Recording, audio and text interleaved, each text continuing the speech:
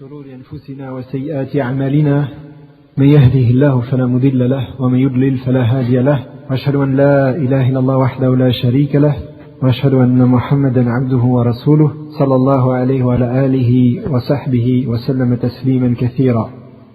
Le sujet de cette soirée, c'est un sujet bien sûr d'extrême importance,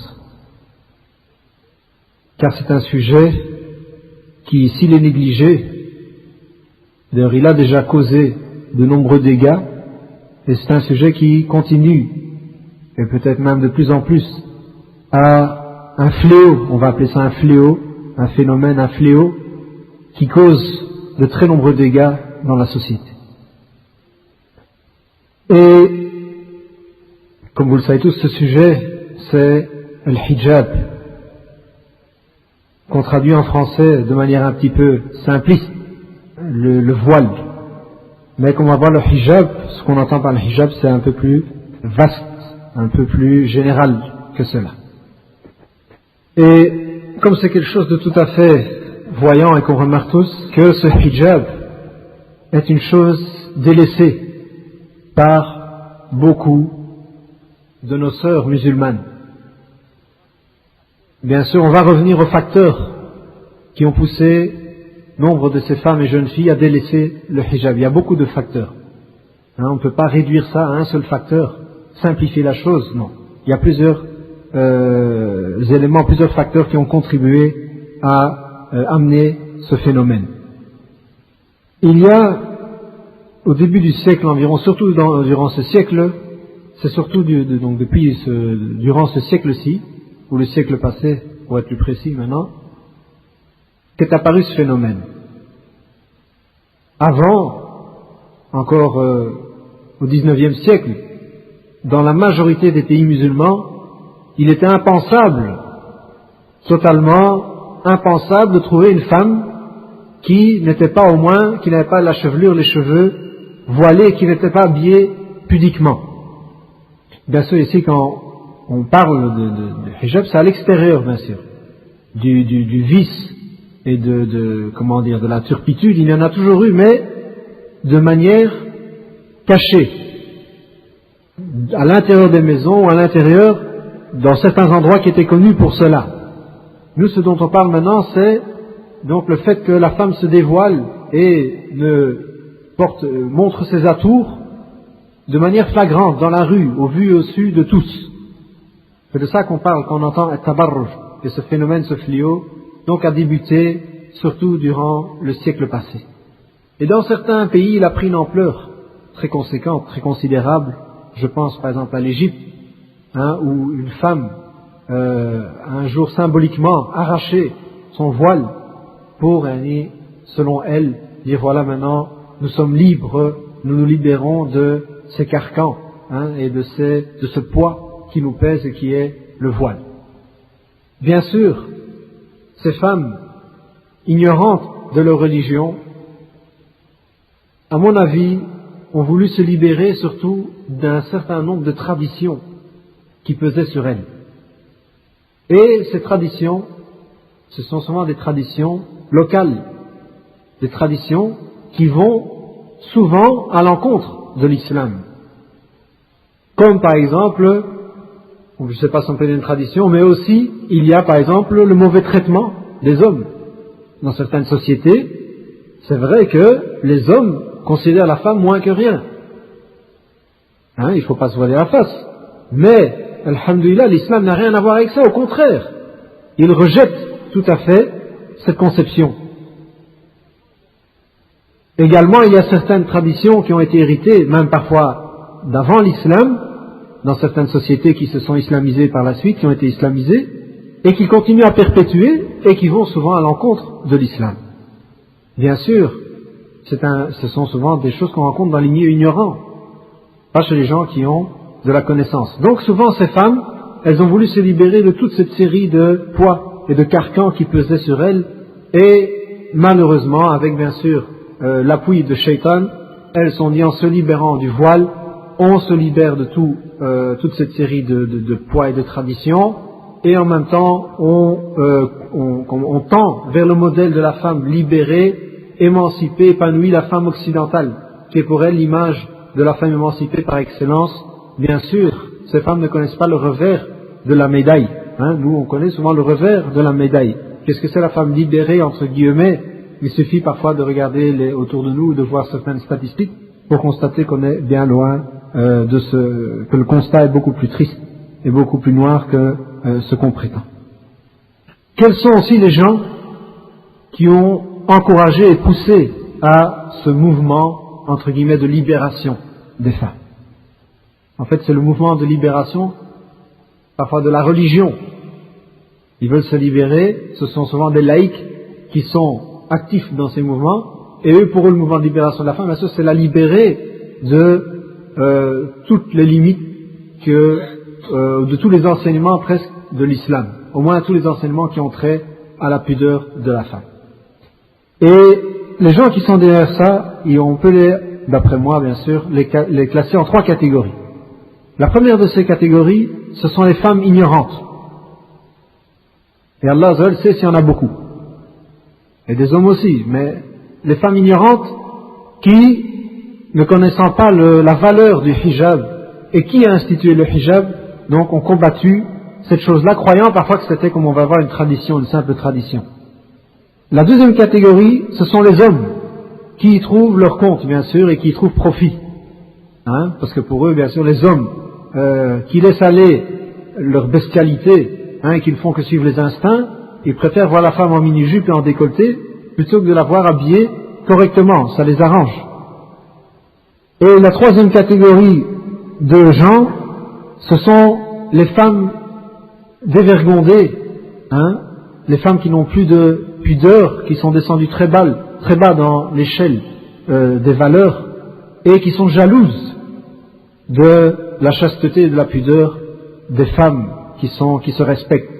Elles n'aiment pas les voir comme ça parce qu'elles savent qu'elles sont éloignées de ce modèle, et ça leur fait mal, donc elles sont jalouses, et elles aimeraient que toutes les femmes deviennent comme elles, qu'elles se rabaissent comme elles l'ont fait.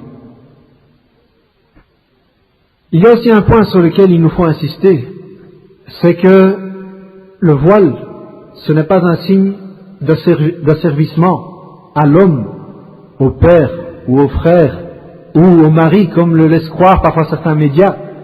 Le voile, c'est une adoration, au même titre que la prière, que le jeûne, que le hajj, et que toutes les adorations prescrites par l'islam, le hijab en fait partie également. Donc le hijab, c'est une adoration. Si la femme porte le hijab, ce n'est que par obéissance à son créateur qui le lui a demandé. Ce n'est pas pour se plier à la volonté de son père, ou encore une fois, ce n'est pas un signe donc de soumission au père ou aux hommes de la société, mais c'est une adoration. Ça, donc, il faut que ça soit très clair parce que c'est souvent quelque chose qui est ignoré, c'est que le hijab est une adoration d'Allah Azzawajal. C'est une adoration que la femme donc pratique vis-à-vis d'Allah Azzawajal et non pas une contrainte imposée par les hommes. Et c'est pour cela d'ailleurs que souvent on remarque, et d'ailleurs c'est un constat, que la fille, si depuis toute petite on lui a inculqué qu'elle faisait cela pour Allah, et qu'Allah la surveille, jamais vous pourrez la torturer, jamais elle ne retirera son voile. Mais la femme, à qui on n'a jamais expliqué cela, et qui croit justement qu'elle le fait pour faire plaisir à son père, ou bien par peur de son père ou de son frère, c'est ce qu'on voit souvent, parfois au coin de la rue, elle le met dans son sac, ou bien que dès qu'elle part un petit peu de la maison, ou au moins si elle a peur, elle ne demande qu'une chose, c'est de se libérer de ce foulard ou autre, parce que pour elle, on lui a jamais expliqué, c'est un poids, et elle sent qu'elle fait ça parce que par peur de son père, donc à partir du moment où son père ou son frère ne la voit plus, elle va essayer directement de se libérer de cela. Contrairement, bien sûr, celle qui le fait pour Allah et qui sait que c'est Allah qui la voit de manière constante, donc jamais on ne pourra et ne le retirera. Il faut aussi savoir que l'islam donc n'a pas prescrit le voile comme un fardeau pour la femme. L'islam veut le bien de la femme ici-bas et dans l'au-delà. ce n'est pas un fardeau ou une entrave à la liberté. Mais au contraire, l'islam honore la femme. Parce que justement, il lui donne une valeur, non pas la valeur d'un morceau de viande qu'on expose à la boucherie ou d'une marchandise qu'on vend à vil prix, ou bien qu'on expose sur les panneaux pour vendre le shampoing ou autre. Pour l'islam, la femme, elle est plus que ça. Elle est l'école où les enfants, elle est la moitié de la société, ou plus. Elle est l'école, donc, où les générations futures qui va sortir, former les générations futures. Et l'islam compare la femme à une perle précieuse. Vous savez qu'elle est toujours dans une coquille, la perle. Pourquoi? Parce que c'est quelque chose qui la protège. Et effectivement, chaque personne, lorsqu'il a quelque chose, il possède quelque chose de précieux, il ne le laisse pas comme ça sur la table, ou il la jette. Alors si vous avez de l'argent ou des perles précieuses, vous ne les mettez pas sur la table ou sur une armoire, vous les mettez dans un coffre-fort, caché, etc., parce que c'est quelque chose de précieux ou de beau à laquelle vous tenez. Et bien l'islam, c'est la même chose vis-à-vis de la femme. Avant de commencer dans le vif du sujet, parce qu'en fait, cet exposé, Inch'Allah, se fera, on va répondre à certains obstacles, à certains doutes qui sont, qu'on entend de temps à autre, et qui essayent d'encourager ou qui sont une entrave à ce que la femme mette le hijab. Ce sont des arguments fallacieux, pernicieux que jettent certains ennemis du hijab ou ignorants et qui souvent sont un obstacle pour que la femme donc adopte le hijab. Lorsqu'on parle du hijab, il faut définir ce que c'est. Ce n'est pas ce hijab un petit morceau de foulard, un petit morceau de tissu, ou le foulard comme on dit, un petit morceau de tissu qu'on met sur les cheveux, ou à mi-cheveux, avec en dessous des habits, pantalons serrés, ou un tailleur, ou autre chose. Non, ce n'est pas de ça qu'on parle. Malheureusement, ça aussi c'est devenu un phénomène. On dit, voilà, c'est une fille voilée. Non, mais elle a les cheveux voilés. Mais elle n'adopte pas les vêtements,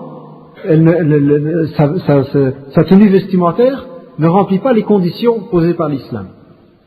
Donc, pour définir de manière brève, parce qu'il y aura Inch'Allah un sujet qui va être préparé bientôt par notre frère Adil, Inch'Allah, sur les conditions de la tenue vestimentaire de la femme. Donc, pour définir ce qu'on entend par le hijab, c'est un hijab shar'i, un hijab tel que défini par les textes qui recouvrent bien sûr les cheveux et qui recouvrent aussi la poitrine et aussi donc au moins l'aba ou le jilbab qui recouvre, qui ne laisse apparaître aucune forme de la femme, à partir de, donc elle doit être couverte de la tête aux pieds, bien sûr à l'exception avec la divergence connue entre les savants des mains et du visage, et certains savants bien sûr disent qu'elle doit se couvrir totalement. Le minimum dont on parle ici, c'est le hijab qui couvre, qui est large et sobre et qui couvre tout le corps de la femme de manière ample, qu'on ne voit pas ses formes, de la tête jusqu'aux pieds, à l'exception du visage et des mains. Ça c'est le minimum donc du hijab shar'i. Et c'est de ce hijab dont on parle et qu'on devra avoir en tête lorsqu'on va tout au long de cet exposé, Inch'Allah. Le premier doute qui est souvent émis, ou que la première question que certaines femmes se posent au premier obstacle, c'est que le hijab n'est pas une chose obligatoire, ou que c'est une tradition ancienne, des civilisations anciennes, ou que c'est quelque chose de préférable, mais que ce n'est pas une obligation religieuse, que ce n'est pas fard, wajib, donc que ce n'est pas une obligation religieuse. Alors pour répondre à ce doute, on peut y répondre de plusieurs manières. On dit premièrement que cela montre l'ignorance de cette personne qui dit cette parole. Soit qu'elle est ignorante, ou soit qu'elle fait semblant de l'être, mais elle préfère rester ignorante. Pourquoi? Par peur de découvrir une vérité qui va à l'encontre de ses passions. Car si elle découvrait la vérité, elle sait que c'est la vérité, mais elle fait semblant parce que c'est difficile pour elle d'appliquer une telle chose. Donc une des deux personnes, soit une personne ignorante, soit une personne qui préfère rester ignorante tout en sachant où est la vérité, elle fait semblant d'être ignorante parce que cela va de pair avec ses passions et avec ce qu'elle préfère.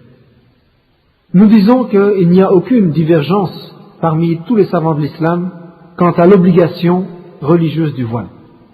Il n'y a aucun savant dans toute la communauté musulmane qui a opposé une divergence par rapport à ce sujet.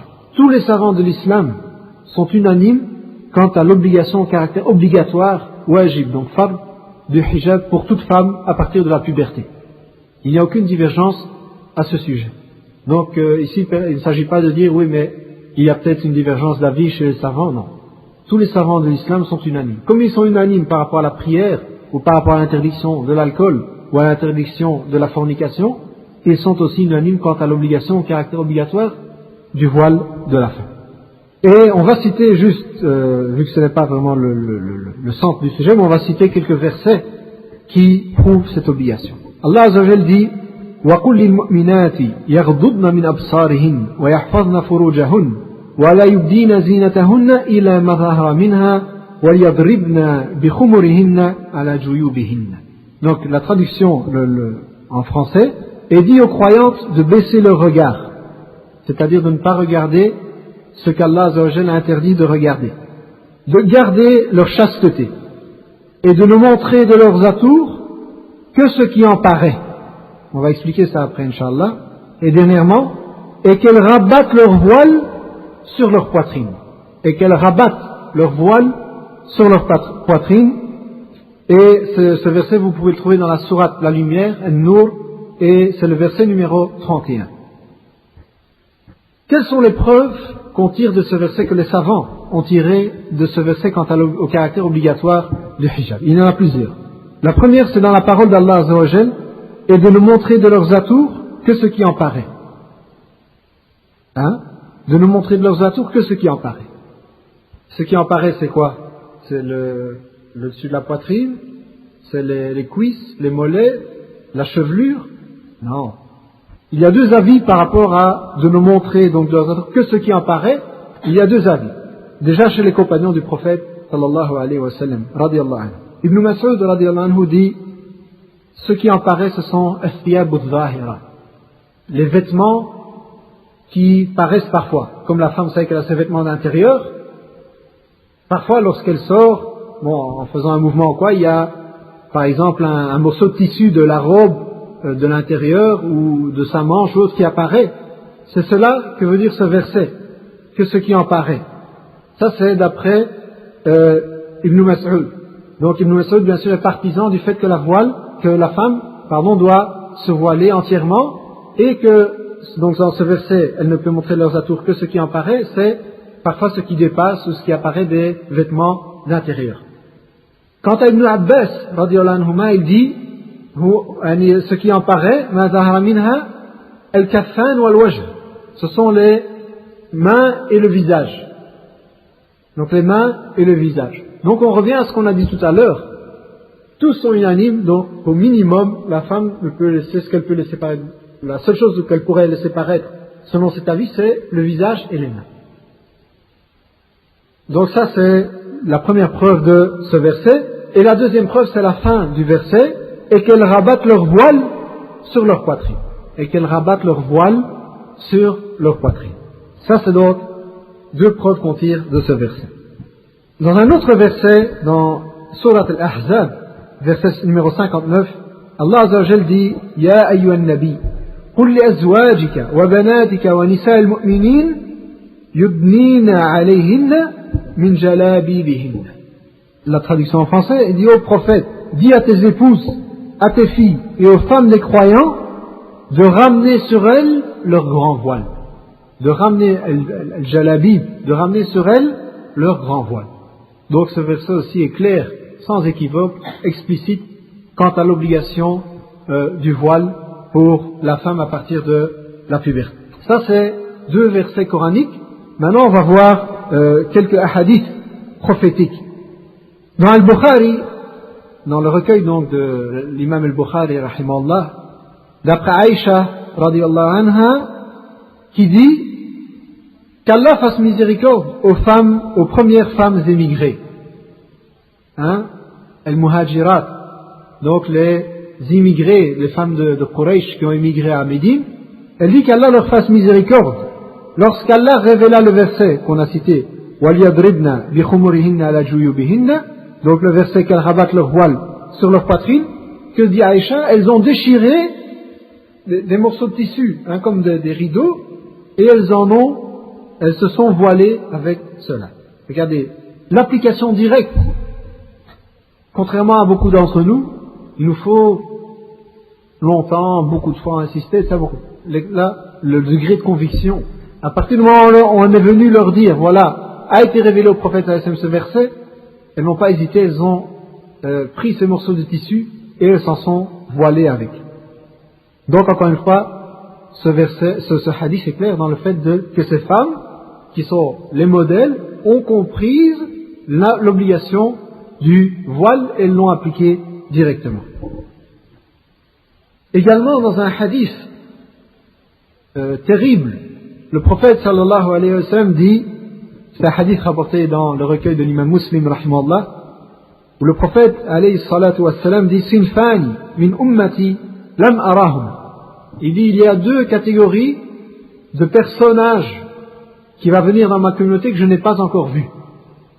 Donc ce hadith est aussi une preuve de la prophétie de Mohammed alayhi salatu wassalam.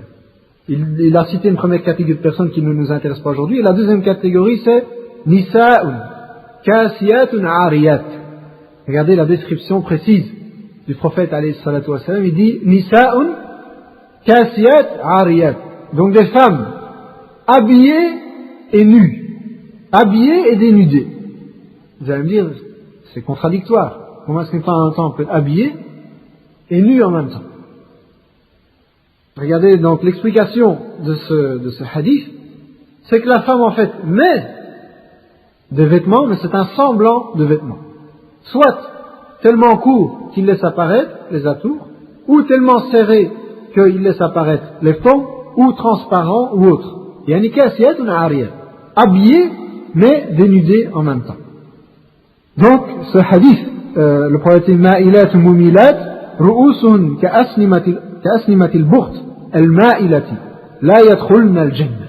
Que dit le prophète de ces femmes? Il dit La yadkhulna al-jannah. Elles ne rentreront pas au paradis. Wa la yajidna, plus que ça, pour insister, wa la yajidna rihaha. Elles ne sentiront pas l'odeur du paradis. Wa inna rihaha la yujadu min masirati kada wa kada. Et il dit, elles ne sentiront pas l'odeur du paradis, et pourtant, son odeur est repérable à une distance une très longue distance. On sent déjà l'odeur que dégage le paradis, même malheureusement, ces femmes ne le sentiront même pas. Pourquoi, bien sûr? Vu le grand dégât et la corruption qu'elles sèment dans la société. Donc ça, encore une fois, ce hadith, si le voile n'était pas obligatoire, le prophète sallallahu alayhi wa sallam n'aurait pas indiqué une si grande menace qui pèse sur la tête de ces femmes. Alors, on peut s'interroger quelles sont les raisons qui ont poussé les femmes à arriver à ce stade. Il y a plusieurs raisons. La première de ces raisons, c'est l'absence de crainte d'Allah. Ou on peut dire en premier l'ignorance de la religion, et bien sûr celui qui ignore la religion, qui ignore Allah, n'a pas du tout de crainte, ou en a beaucoup moins que celui qui connaît. Deuxièmement, l'imitation aveugle des mauvais modèles. Elles se sont trompées de modèle. Plutôt que de prendre comme modèle les femmes compagnons ou les femmes pieuses, elles ont pris les mannequins ou les danseuses, les chanteuses, les actrices ou les sportives, ou je ne sais encore quels autres modèles. Et pour elles, ces modèles, bien sûr, Shaitan enjolive ces modèles. Ce sont les exemples de femmes épanouies, etc. Donc il faut suivre pour vivre en harmonie avec son époque, pour être une femme émancipée, moderne, vivre avec son temps, yani za'am, comme elles le prétendent. Et donc bien sûr découle de là que pour beaucoup de femmes, le fait d'être voilée, etc., c'est considéré comme quelque chose d'arriéré, quelque chose, yani revenir à l'âge, aux âges obscurs, l'obscurantisme, qui sont quelque chose de passé qu'il faut abolir, et qui en tout cas n'est pas quelque chose de moderne. Également, le fait de vouloir paraître, et la concurrence entre les femmes pour montrer les plus belles parures, les plus beaux vêtements, se faire la plus jolie, etc. si bien sûr le voile empêche cela, de faire cette concurrence et de se montrer sous sa plus belle apparence. Bien sûr, les médias également jouent un rôle là-dedans. Parmi les facteurs aussi shaitan, donc qui insuffle à la femme que le hijab c'est un fardeau, que c'est un carcan. Shaitan, bien sûr, il pousse et il fait ce qu'on appelle le waswas, il insuffle à ces femmes de tels shubuhat, de tels doutes. Également, et ça vient, c'est aussi un élément très important, le manque d'éducation islamique. Le manque d'éducation islamique reçue à la maison, ou bien qui n'a pas été reçue justement cette éducation islamique qui est absente du foyer de la famille. Que ce soit le père ou la mère, beaucoup bien sûr n'ont pas été éduqués sur ce fait que c'est une adoration, une obligation. Malheureusement, elles ont vu même souvent leur mère qui le porte par tradition. On ne sait pas très bien pourquoi, bon c'est comme ça et voilà. Ou alors le père qui a un mauvais comportement avec la mère, etc. Donc tous ces éléments-là aussi jouent dans le fait que cette femme ne sent pas ou n'aime pas, ne veut pas devenir ressembler à cette image qu'elle a en tête et qu'elle essaie que ça ne lui dit vraiment rien de se voiler. Donc voilà, pour le premier doute. Le deuxième doute, qu'on entend parfois chez certaines de nos sœurs, c'est qu'elles disent, voilà, moi je prie, je jeûne, je suis musulmane, alhamdoulilah, et le hijab, bon, c'est un vêtement, c'est une apparence, mais c'est pas, il y a un des piliers de l'islam, c'est surtout une apparence, un peu un détail. Moi j'ai un bon comportement, alhamdoulilah, j'ai une certaine pudeur. Beaucoup de filles, on entend aussi qu'ils mettent le voile, elles sont mauvaises, elles font les 400 coups, etc. Allah ne regarde pas les apparences, il regarde nos cœurs, et moi j'ai un bon cœur et j'ai une bonne intention. Donc ici aussi, il y a beaucoup de choses à répondre. Premièrement, on dit c'est une obligation. Le hijab, comme on l'a vu, est une obligation. Donc c'est le premier argument pour répondre ou pour casser, je dirais, tous ces pseudo-arguments. Deuxièmement, on demande à cette sœur, si vraiment tu avais un bon cœur, un cœur pur, comme tu le prétends, est-ce que tu désobéiras à Allah de manière flagrante et de manière constante? Est-ce qu'il est logique que quelqu'un qui dise avoir un bon cœur désobéisse à Allah de manière constante et flagrante? Je ne crois pas. Également, le bon comportement dont tu te dis doté, ce bon comportement, il n'est pas laissé au gré de tout un chacun. C'est pas moi qui définis le bon comportement. Parce que le bon comportement, il peut varier d'une civilisation à une autre, d'une culture à une autre, d'une tête à une autre. Moi, il est défini par notre religion. Il n'est pas laissé au gré, au bon vouloir de chacun. Il le définit à sa manière, non. Donc le hijab, il fait partie, il est à la tête du bon comportement, d'abord avec Allah et puis aussi avec les gens. Également, si le cœur est bon, cela doit rayonner et apparaître sur les membres extérieurs. Bien sûr, tout ce qu'on dit là aussi, ça vaut pour l'homme. Mais, on est en train donc de parler à la femme, si le cœur est pur, cela doit rayonner et apparaître, donner ses fruits sur les membres extérieurs. Et comment on voit ça sur les membres extérieurs? Dans le fait de se plier aux directives d'Allah subhanahu wa ta'ala. Comme on a vu donc, le fait de dire que j'ai un cœur bon, un bon cœur, un cœur pur, et en même temps de désobéir à Allah, il y a là une contradiction. C'est quelque chose d'incompatible. Également, les femmes qui se disent on a une pudeur, mais on demande si tu étais réellement pudique, ma sœur, comment es-tu satisfaite et agrées-tu que tous les hommes qui passent à côté de toi voient tes atours et tes charmes? Est-ce que c'est cela, la pudeur, ou alors c'est une définition, une nouvelle définition? Voilà que si la femme est réellement pudique, jamais elle ne sera satisfaite, elle n'agréera que tous les hommes voient les choses, donc ses atours. Également le hijab, quelle est alors la différence entre la femme insouciante ou la femme mécréante ou la femme insouciante de sa religion et entre la femme qui obéit à Allah? Un des plus grands signes, c'est le voile. C'est ce qui fait aussi la distinction entre une femme qui n'applique pas les enseignements, ou du moins cet enseignement-là, de sa religion, la femme qui est insouciante, et la femme qui obéit à Allah Azza wa Jal. C'est également donc la manière de reconnaître la femme musulmane. Il y en a aussi qui disent donc nous faisons la prière, et c'est quelque chose de plus important. On dit cette prière, ma sœur, il y a un problème dans ta prière. Je vais dire, subhanallah, tu juges la prière. Je dis, non, car Allah Azza wa Jal dit, inna as-salata tanha anil fahsha'i wal munkar. Il dit, la prière éloigne du péché et de la turpitude. Si réellement ta prière était faite correctement, cela devrait se voir dans ton comportement. Donc c'est qu'il y a un problème dans la prière.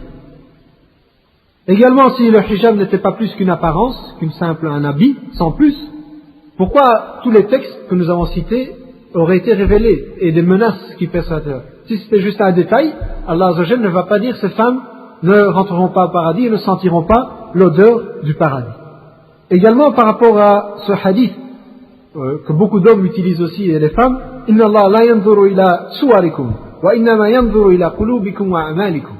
Dans ce hadith, comme a dit Cheikh l'Islam Ibn Taymiyyah rahimahullah, il dit, il n'y a pas un texte qu'ont utilisé les gens, donc des passions, sans que dans ce même texte, il y ait une réfutation. Au début ou à la fin de ce même texte, en général, il y a une réfutation. Taïb.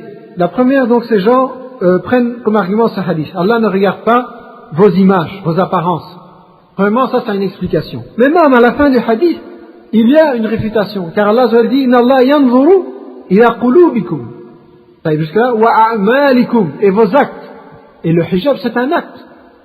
Comme la prière est un acte, le hijab, donc, c'est un acte. Donc, dans ce hadith même, il y a une réfutation par rapport à ceux qui ont mal compris ce hadith. Et en plus, il a suwarikum.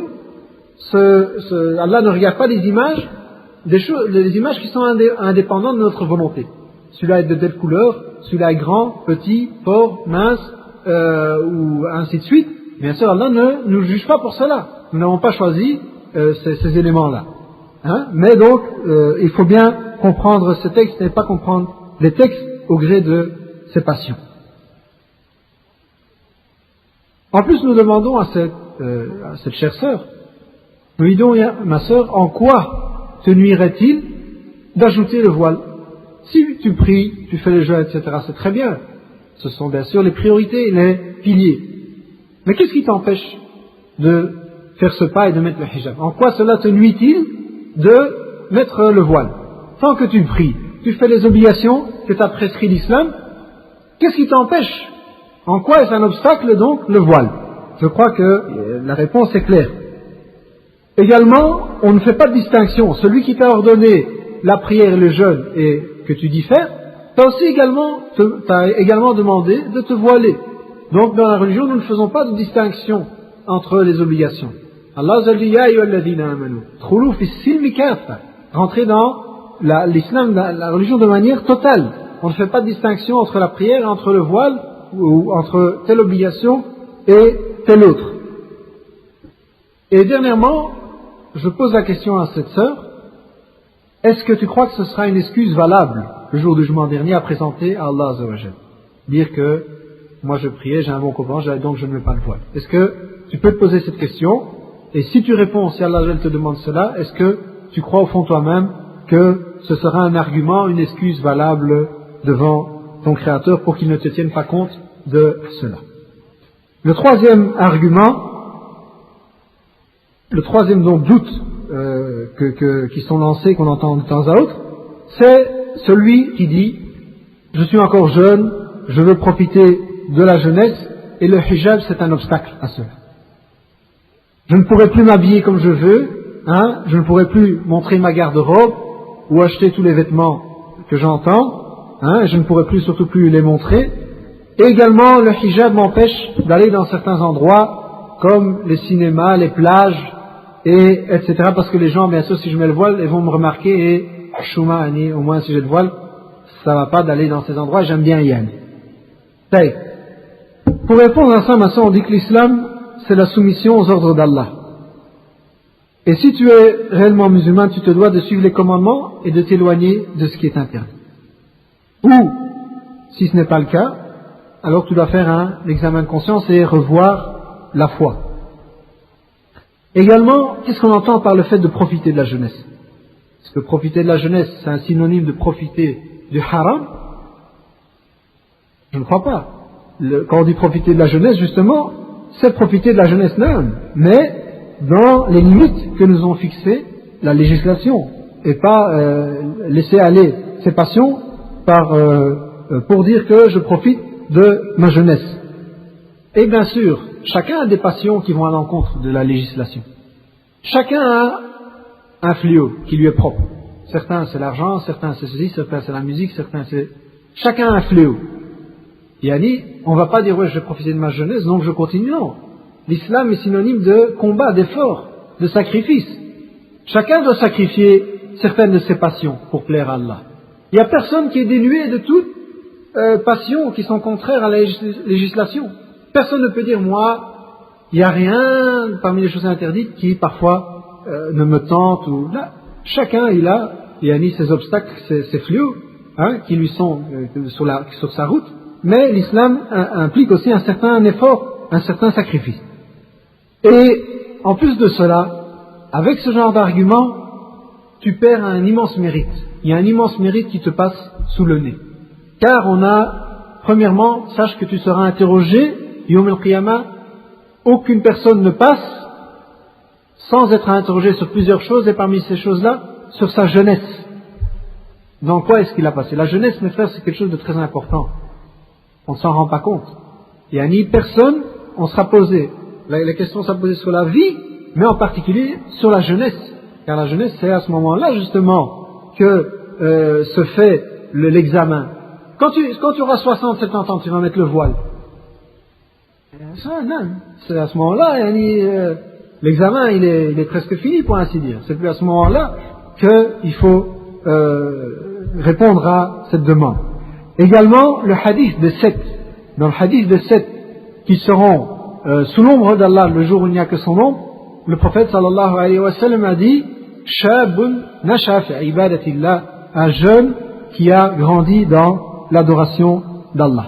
Également, ma sœur, je pose la question, est-ce que tu seras capable, Yawm al-Qiyamah, de répondre ou de porter donc, de partager les péchés de beaucoup d'hommes qui ont été donc, ou de tous ces regards qui se sont dirigés vers toi. Car la femme, yani mutabarrija, qui montre ses atours, à partir du moment où elle sort de chez elle, il faut savoir qu'elle partage les péchés de tous les gens, de tous les regards qui se tournent vers elle. Elle porte une part de péché. Bien sûr, c'est pas pour ça que l'homme il dit j'ai pas de péché, moi je regarde celle qui est mutala. Il verra de le basar aussi. Voilà que la femme également, si elle s'en mutabarrija, elle porte sur elle une part, elle partage une part de péché avec tous les regards qui se dirigent vers elle. Imaginez, faites un peu le compte le bilan du nombre de péchés récoltés à chaque sortie. Également, en faisant cela, en te dévoilant, tu fais du mal à tout le monde. D'abord à toi-même, en désobéissant à Allah et en récoltant des péchés.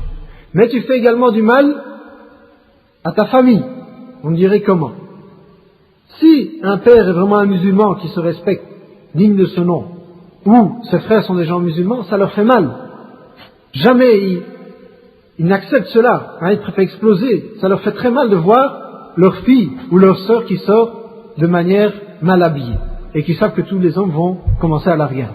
Donc ça fait du mal à toi-même, ça fait du mal à ta famille et ça fait du mal à l'ensemble de la société, à tous les autres musulmans et à l'ensemble de la société. Et un savant avait comparé cette femme mutabarrija à un marchand ambulant. Le marchand ambulant, il expose sa marchandise, il enjolive et il passe avec partout pour que les gens l'achètent. Des sucreries ou une glace, il essaye d'enjoliver cela pour que ça attire les gens. Et Yanni, cette femme mutabarrija, ils l'ont comparé à un marchand ambulant qui propose donc sa marchandise à tous les regards comme une marchandise par sur le marché ou autre. Et donc je ne crois pas qu'une femme qui a un minimum de pudeur et de dignité puisse tolérer que tous les hommes la dévorent du regard, et je suis sûr que toute femme, Yanni, sensée, qui se respecte, rougirait elle-même si elle réfléchissait réellement à cela, de savoir que tous les hommes, par exemple, sur son passage, ou beaucoup d'hommes, la dévorent du regard. Également, ce qui est triste, c'est que certains parents répètent cela également et ils disent, voilà, ma fille est encore jeune, etc. Elle doit profiter de la vie, Inch'Allah, on va y revenir. pour terminer sur ce point, on dit que le voile ne signifie pas la prison et cela n'empêche pas de profiter de la jeunesse, mais selon bien sûr certaines règles fixées par le Créateur.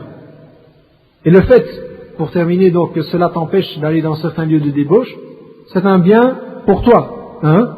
C'est un bien pour toi. Si ça t'empêche d'aller sur les plages où il y a de la mixité, des plages dévergondées et autres, ou dans des endroits qui ne plaisent pas à Allah, c'est un bien, justement, même si c'est un certain effort, mais c'est un bien pour toi.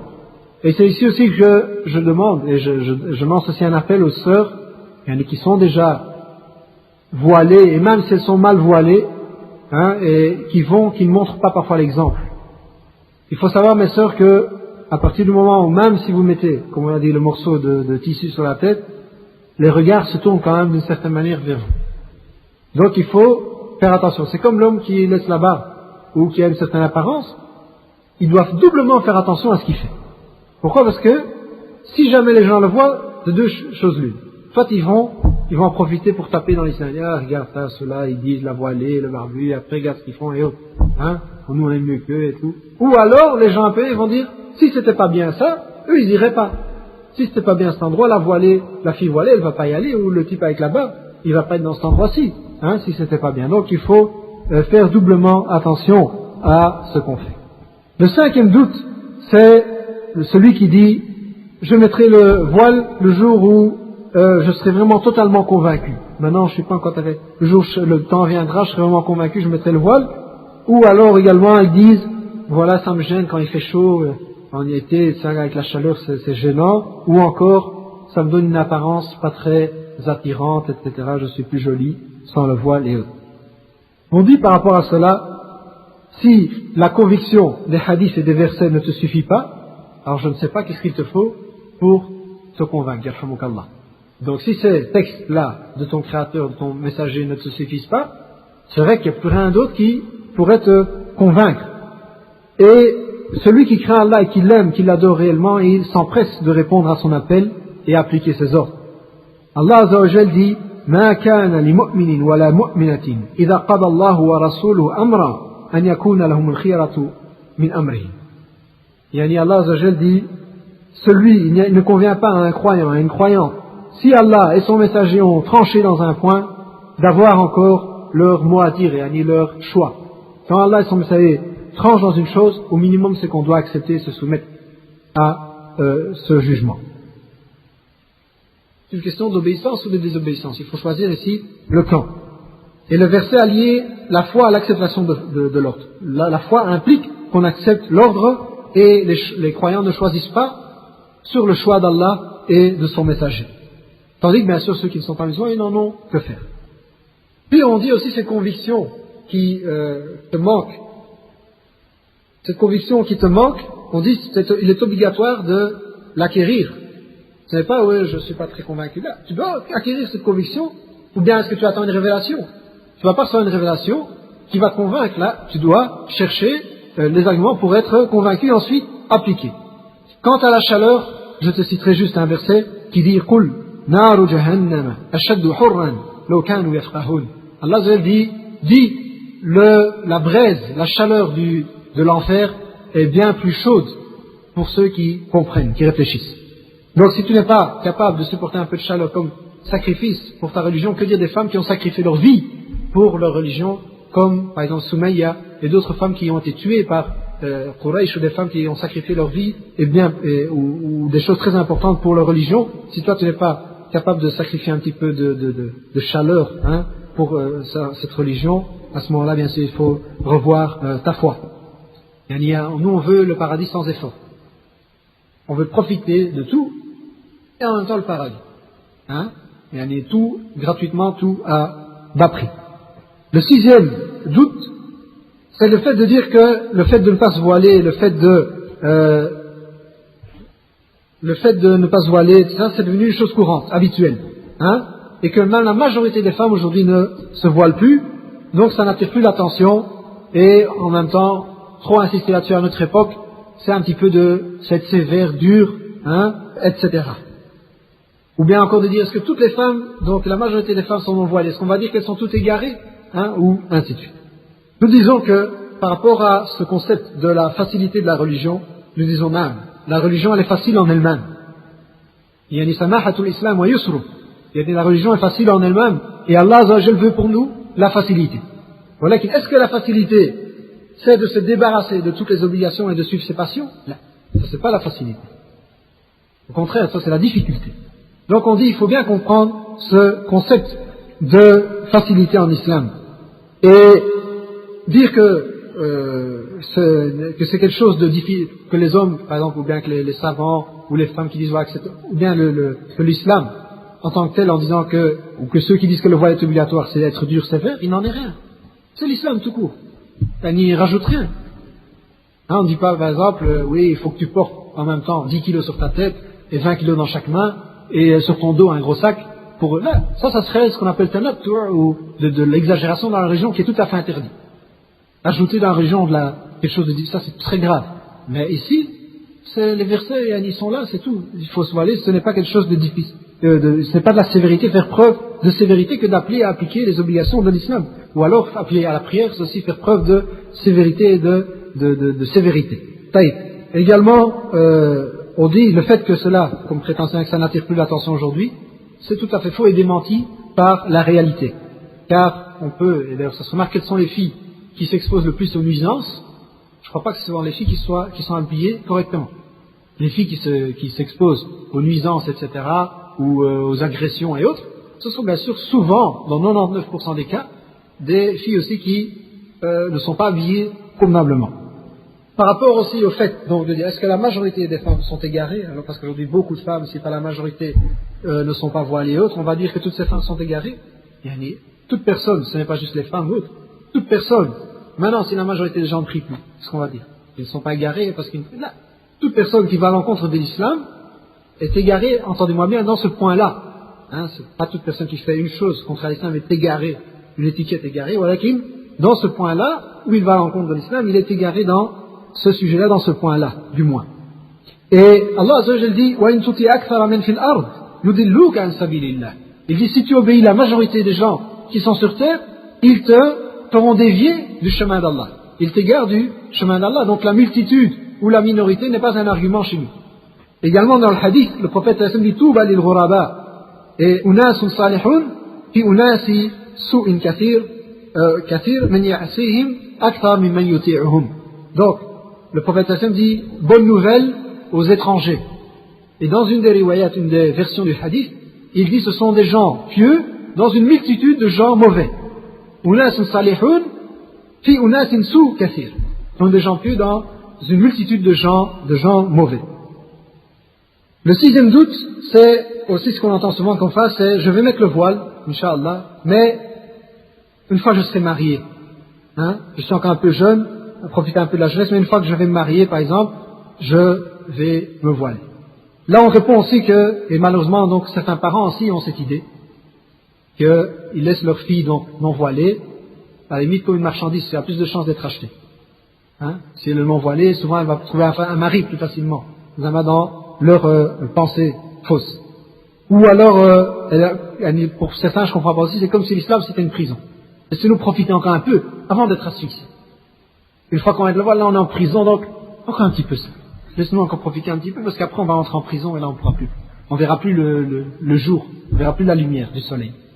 C'est ça qu'on comprend parfois, même si c'est indirectement, de certains de ces arguments. Comme si l'islam, c'était une prison, une fois qu'on va entrer, mais avant il faut encore profiter un petit peu. Et aussi, on demande bien sûr à cette sœur qui peut me garantir qu'elle vivra jusqu'à pouvoir se marier, et si elle meurt avant en état de désobéissance. Également, quel homme, en étant mal habillé, est-ce que tu crois que tu vas trouver un mari de bien, un mari pieux qui va venir te demander alors que tu es dans cet état-là? Là, au contraire, si tu veux tu dis que tu vas te voiler, tu veux pratiquer l'islam une fois que tu vas te marier, ce n'est pas comme ça que tu vas trouver un mari qui va t'aider à pratiquer l'islam. En général, quelqu'un de vraiment bien, il ne va pas se marier avec une fille qui est mal habillée. Il va plutôt chercher une femme qui est bien habillée. Ne pas mal me comprendre. Je sais, il y a des filles qui ne sont pas voilées, qui sont mieux que certaines filles qui sont voilées. On le dit clairement. Il y a des filles voilées, elles rentrent dans le métro, tu l'entends dans tout le truc avec son rire, elle sert qu'à se faire remarquer. Et il y a des femmes qui ne mettent pas le voile ou qui sont un petit peu, mais qui sont des femmes, c'est vrai qu'ils ont une certaine pudeur, une certaine retenue dans leurs gestes. Non, c'est un constat, c'est vrai. Voilà que malgré ça, on dit que l'homme, pour se repérer, il va en général chercher une femme qui est habillée correctement. Donc la seule chose que tu risques d'avoir, c'est un mauvais mari. Également, il faut savoir donc que en islam, cette notion de jeunesse, elle est souvent mal comprise, même chez les hommes. Aussi, chez les hommes, on a un type, il fait des 400 coups jusqu'à 23, 25 ans, il est encore un peu jeune, il est encore jeune. C'est quoi la notion de jeunesse, comme on l'entend ainsi de suite? La personne est responsable de ses actes. Allah lui tient compte de ses actes. Il doit s'acquitter de ses obligations religieuses à partir du moment de la puberté. L'ihtilam, al-boulough.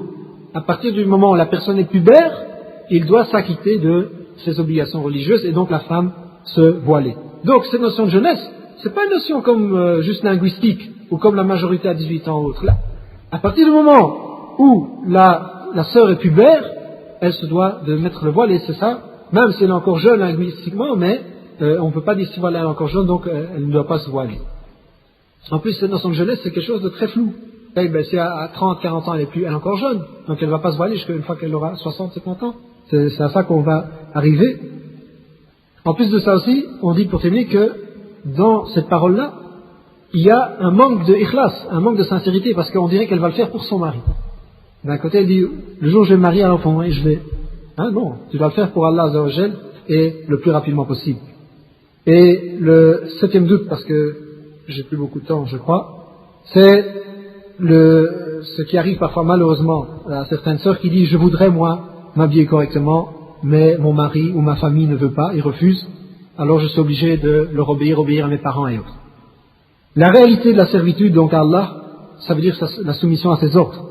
Et parmi ce qui découle de cette soumission, c'est le fait de faire prédominer le jugement d'Allah à tout autre ordre, et de faire prédominer son obéissance à toute autre obéissance, et de rechercher sa satisfaction, donc par rapport à la satisfaction de toute autre personne. Et le prophète sallallahu alayhi wa sallam nous a mis une règle en or dans ce hadith où il dit la ta'ata li makhluqin fi ma'siyatil khaliq, pas d'obéissance à la créature dans la désobéissance au créateur. Je te pose aussi la question, est-ce que ton mari ou tes parents te seront de quelque secours au Yawm al-Qiyamah? Est-ce qu'ils pourront repousser de toi la colère d'Allah? Ce jour-là, chacun dit nafsi, nafsi. Même les prophètes, les envoyés disent nafsi, nafsi. Ton père, imagine-toi ton père maintenant, il te voit en train de tomber dans la station, rien à faire, il va tout faire pour te sauver, ou toi pour sauver ton père. Ce jour-là, chacun, comme on dit dans le jargon, se nie. Chacun dit nafsi, nafsi. Tu vas voir ton père, il va te demander quelques hasanat. Non, nafsi, nafsi. Tu veux sauver ta peau, tellement que ce jour-là, c'est quelque chose de grandiose. Donc, à ce moment-là, ta mère ou ton père ou ton mari ne seront pas là pour te repousser, donc te sauver de la colère d'Allah. Bien sûr, on dit ici, pas non plus répondre de manière trop, violente, de manière trop, il faut bien sûr parler à ses parents de la meilleure des manières. Parfois, il y a l'ignorance et autres, il y a les médias qui jouent, ou le mari, etc. Il faut parler de la meilleure des manières, c'est-à-dire en leur invitant quelqu'un en qui ils ont confiance, un imam ou quelqu'un qui a de la connaissance, ou en leur offrant une cassette, un livre. Il ne faut pas non plus agir de manière trop, non réfléchie. Là, il faut prendre un peu de temps, mais en finalité, si la personne, que ce soit même les parents ou autres, ne veulent pas accepter cela, on ne doit pas leur obéir dans ce sujet-là. Et finalement, le dernier doute qu'on entend souvent, c'est le fait de dire « je voudrais me voiler, mais je suis gêné ». Surtout pour les filles qui ne se sont pas voilées, par exemple, depuis le plus jeune âge, quand elles veulent remettre, par exemple, le voile, dit « je suis gêné parce que les gens vont dire, le qu'en dira-t-on, les remarques des gens, etc. » Bien sûr, il y aura toujours aussi des chéatines pour faire certaines remarques, comme par exemple « tu étais plus jolie avant, sans le voile, ou etc. Tu faisais plus jeune », des choses pour dissuader cette fille. Bien sûr, cette moquerie, on répond à ça, a toujours existé. Elle a été relatée dans les textes du Coran. Elle a toujours existé, donc, cette moquerie entre ceux qui croient et ceux qui ne croient pas. Ceux qui ne croient pas, toujours se moquent des croyants. Ils disent, vous êtes arriérés, vous êtes des bêtes, simplistes. etc. Vous n'utilisez pas la logique, vous ou bien kada kada. Hein? Donc toujours cette moquerie a toujours existé entre ceux qui croient et ceux qui ne croient pas. Bien sûr, cela c'est une épreuve pour les croyants. Et Allah Azza wa Jalla dit, si vous vous moquez de nous, eh bien nous nous moquerons de vous comme vous vous moquez de nous, et vous saurez bientôt à qui viendra un châtiment qui l'humiliera et sur qui s'abattra un châtiment durable. Et le prophète sallallahu alayhi wa sallam dit aussi dans un hadith rapporté par l'imam Tirmidhi et qui est authentique, من التمس رضا الله بسخط الناس رضي الله عنه وارضى عنه الناس. Il dit celui qui recherche la satisfaction d'Allah, même si ça entraîne la colère des gens, Allah est satisfait de lui et il fait que les gens aussi soient satisfaits de lui. ومن التمس رضا الناس بسخط الله يسخط الله عليه وأسخط عليه الناس. Yani, le contraire, celui qui recherche la satisfaction des gens par la colère d'Allah, Allah est en colère contre lui et il met les gens en colère contre lui. Et encore une fois, yani, il n'y a pas d'islam sans un certain sacrifice. Également, on répond à cette sœur, dans d'autres choses, si les gens se moquent de toi, qu'est-ce que tu vas faire? Est-ce que tu vas faire ces choses-là? Par exemple, on remarque à notre époque qu'on dit, le garçon ou la fille qui ne sort pas avec le sexe opposé, ou qui n'a pas des relations avant le mariage, c'est quelqu'un de complexé. Il a une uqad nafsiyya, c'est quelqu'un de complexé. Taïb. Si les gens maintenant commencent à se moquer de cela, qu'est-ce qu'on va faire? On va tous faire la fornication pour leur plaire? Ou alors si les gens se moquent de telle ou telle adoration dans l'islam ou qu'ils critiquent telle ou telle adoration, on va l'abandonner pour plaire aux gens? Taïb. Donc pour terminer, Inch'Allah, parce que je crois que on est bientôt arrivé au terme, on a du temps. Pour terminer, donc je fais un appel, toutes mes sœurs, Wallah, yashhad, qu'on veut du bien pour ces sœurs-là, c'est pas pour la seule chose c'est nasiha, wa ma uridu illa al-islah, on veut que le bien pour elles-mêmes, pour leur famille, pour la société tout entière. Donc je demande à ces sœurs de réfléchir, de bien réfléchir sur ce sujet et d'appliquer, de revenir à leur Seigneur avant qu'il ne soit trop tard, et d'appliquer donc en appliquant ces ordres et en s'éloignant de ces interdits. هذا والله تعالى أعلم وصلى الله وسلم على نبينا محمد وآله وصحبه وآخر دعوانا الحمد لله رب العالمين.